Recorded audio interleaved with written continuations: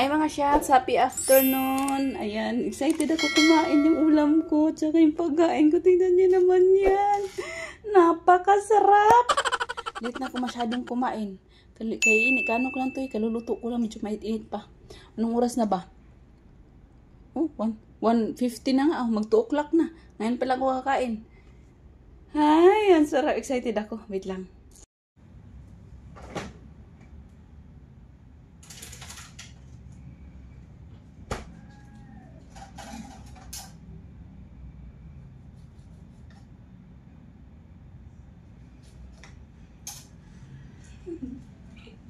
Naglalaway na ako sa aking ulam mga shots, sa aking pagkain. Napakasarap.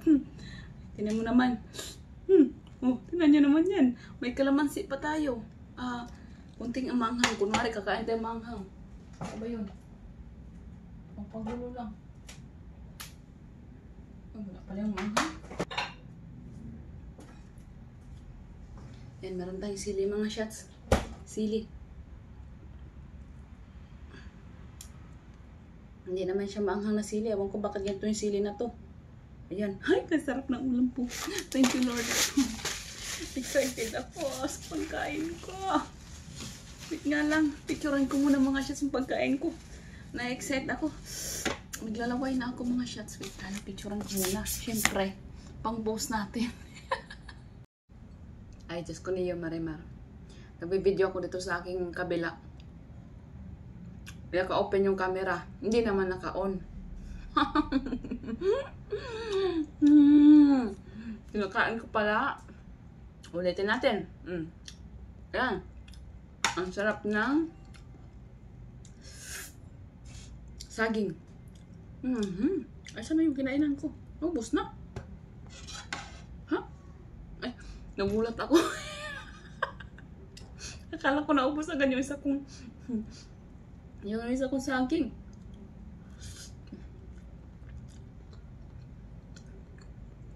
Hindi nakikita dito sa camera. Wait na lang. Down ka, baba. Baba. There you go. Ipatong natin ito sa katas ni Ayana. Oh, there you go. Yan, kitang-kita na. Thank you, Lord.